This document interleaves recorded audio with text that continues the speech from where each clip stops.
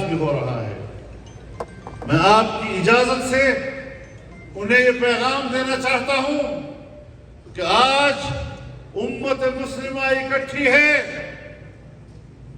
خیال رکھو کمزور موقف مت دکھانا۔ اگر امریکہ اور مغربی دنیا اپنے بحری بیڑے لا کر صہیونی قوتوں کی حمایت کر سکتا ہے، ان کے شانہ بشانہ لڑنے کے لیے آ سکتا ہے، تو پھر مسلمان برادری اس کو کیا سانپ سونگ گیا ہے کہ وہ اپنے گھروں میں صرف رونے ہی کے لیے ہے اور میدان میں نکلنے کے لیے نہیں۔ میرے محترم دوستو،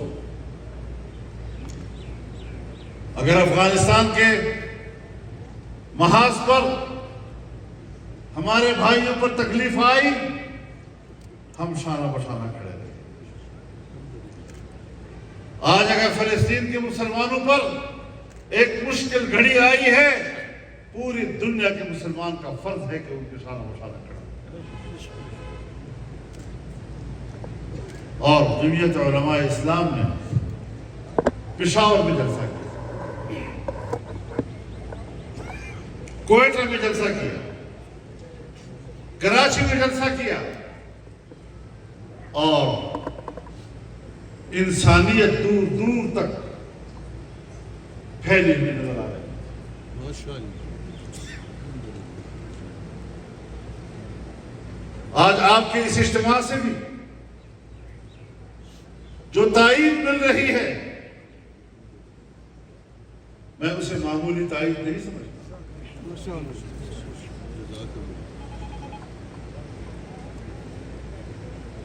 مسلمان امت کیا چاہتی ہے؟ اسلامی قیادت نے مسلمانوں کے جذبات کو دیکھنا ہے، اور امریکہ، خود امریکہ میں وہاں کے عوام نے اس ظلم کے خلاف مظاہرے کیے، برطانیہ میں مظاہرے ہوئے، فرانس میں مظاہرے ہوئے ہیں، اور اپنی حکومتوں پہ تنقید کی ہے۔ جو کچھ آج ہو رہا ہے وہ دنیا کے عوام کی رائے کے مطابق نہیں ہو رہا۔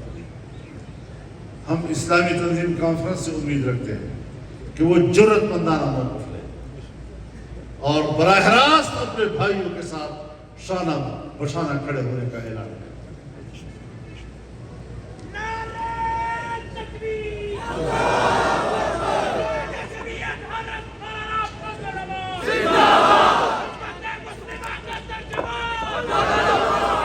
میرے محترم دوستو،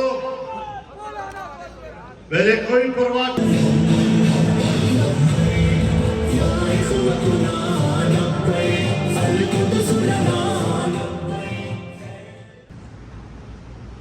ریاست کے لیے دو چیزوں کی ضرورت ہوا کرتی ہے،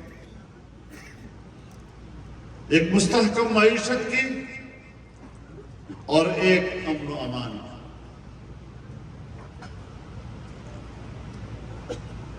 انسانی حقوق کا تحفظ ہو یا عام آدمی کی خوشحال زندگی کا مسئلہ ہو، یہ قرآن کی تعلیمات ہیں، یہ اسلام کی بنیادی تعلیم ہے۔ یہ جمعیت علماء جو اپنی 100 سالہ تاریخ رکھتی ہے، اس کے پشت پر قربانیاں ہیں، اس کے پشت پر 100 سالہ جدوجہد ہے، اس کے پشت پر 100 سالہ ایک درخشندہ تاریخ ہے۔ پھر ہم پاکستان میں آج اپنے مقصد کی جنگ کیوں نہیں لڑیں؟ تو وہاں کے لوگوں نے ہتھیار اٹھایا، ہتھیار پھینکے نہیں۔